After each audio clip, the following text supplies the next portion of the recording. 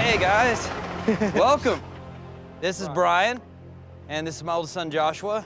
My wife, Melinda. Hi, Melinda. My daughter, Faith. My daughter, Aria. And this Hi, Aria. is little Richie. Hi, Richie. Ouch! So what are your days like out here? Hot. It's real hot. So the rattlesnakes love it. The scorpions love it. Hopefully they don't pay us a visit. How long have you been mining here? It goes way back to almost 6 years with a pick and shovel and a little sluice. It's certainly been an evolution, what he's built in terms of, trommels with using PVC pipe to, now what we have. We've been mining with equipment for just about the last 7 months. Well, you're a bit above hobby stage now. Yeah. With COVID-19, I've lost my job. And so we don't have any income coming in from my side. That made us realize how fragile our situation was. I mean, we've done everything we know how to do. So we really need your help. Because right now, my hobby has to feed my family. I have to make this work. Mining started for us right here. This is Ari and Brian. They're running material. And there's Richie. He's providing moral support. Our first wash plant had a PVC frame, 2 5-gallon buckets with a screen wrapped around it. Hey, guys, are we going to find some gold? Yeah! All right. Hopefully. Hopefully. Our hobby mine has turned into something that we absolutely need now because, our income situation has changed quite a bit. We've gotten to the point where it's a do or die, honestly. It's hard for me to talk about this because, this COVID, everything has turned my world upside down, turned our world upside down. Everything is on the line if this doesn't work out. This is our future. How much gold have you gotten out of the ground here? Since we brought Seymour in, just about 1/2 ounce a week. Worth less than $1,000 for a week's work. Covers the bills and buys McDonald's, and that's not enough. So who's Seymour? Seymour's the wash plant. Oh. The kids named it Seymour because we see more gold. So. Well, what do you want to get out of this? I want to be able to just support my family and run this till it's all gone. That's awesome, man.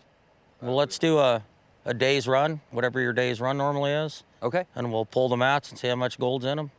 But while you're running, we're going to watch it run, and we'll decide on a few things we might be able to modify. That's awesome. Thank you, guys.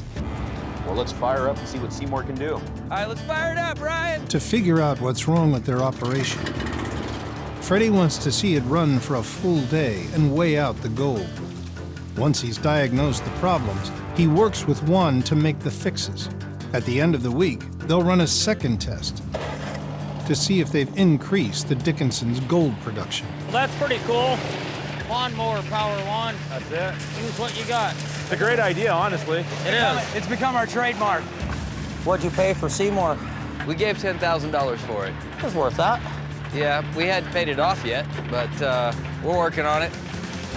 The Dickinsons work a 120-acre claim with a mix of fine gold and small flakes. 17-year-old Joshua loads pay dirt into the hopper, which feeds into an 8-foot-long trommel. A beat-up 420cc lawnmower spins the trommel, while jets of water blast the material, forcing gold particles into a 14-foot sluice box where they are trapped.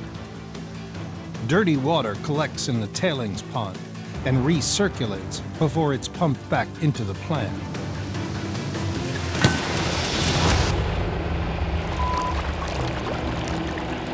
It died. Kill the water. I've got to turn this off. Crap. We lost another wheel. We have to tighten that lawnmower down really, really tight onto the barrel to get it to turn. But unfortunately, it crushes the wheels on the bottom. Yeah, it's junk. Yeah. We're gonna have to take this apart, replace this wheel if we're gonna keep running today. Fred has a spare wheel, but it's a smaller diameter. It's gonna make everything goofy here, though. Yeah. It may shove your hopper on the other side into this. I wouldn't run it long term. It's good for a few hours. It'll get me by for the rest of the day. Melinda doesn't like it when we're shut down because we're not getting gold, and that's never a good thing. So we won't tell her about this. All right, I think she's ready. fire her up, buddy. All right.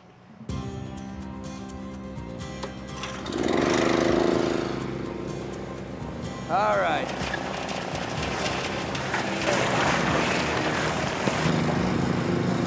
Look at the discharge on your plant, Fred. We do lose quite a bit of water. Yeah, we're losing a ton of water out of that back end. Yeah, driven on the ground there. How much Probably do you a think we're gallon losing a minute.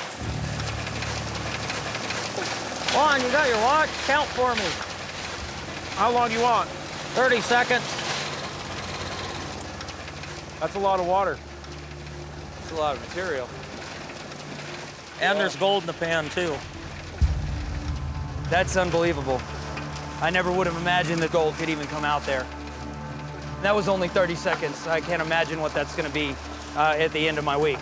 There's no way that I can afford to lose gold.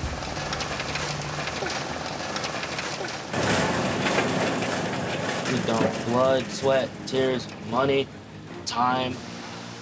It means a lot to me. It's, my dream to actually make money off of it so I can forward my future and my siblings' futures. That's a tough way to make a living. And hats off to these young men. They're out here working their butts off.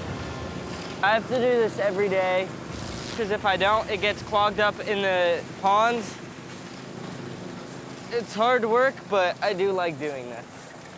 Sometimes. The way these kids are being raised right now, they're helping their family. I grew up the same way. If it was always a family affair, I'm not the only gold miner in the family. When I was a kid, I don't know, probably 5 years old, my oldest brother, Derek, he disappeared into the Yukon, lived 200 miles from the nearest road. He'd trap back in there. Then in the summers, he'd mine gold. So, it was always just in the back of a little kid's mind, that kind of adventure. Love you, brother. My older brother, Rocky, used to lock me in the shop with him and make me work on stuff. We had an old BuzzBox welder, take the goat cart and make it into a three-wheeler, cut it apart. Both of my brothers, they helped inspire me in different ways to do what I'm doing today. My ponds are running really low. Your water's super silty. It's carrying lots and lots of silt there. Look at all the silt getting into the pump pond. Our entire system is a giant recirculation system. After we've run for a while, we start to see the silt build up. When it gets bad enough, we don't have enough water volume to continue to run, and we have to scoop the silt out. Every time we scoop that out, of course, we take a ton of water with us. There's no water source in the desert, so the Dickinsons have to recycle what they have. But as muddy water makes its way through the recirculation ponds, the silt doesn't settle and clogs the pump feeding water back to the plant. Probably one of the largest problems that we deal with. Our wash plant is capable of running 30 yards a day, but because we spend a great deal of time dealing with this muck, we really only run right now about 10 yards a day.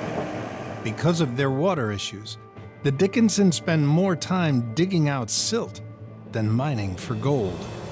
Where are you getting your water from? We actually have to truck our water in with a water truck to keep the ponds full. Okay. Well, this is your most precious thing besides the gold right here. Without this water, you don't get any precious gold.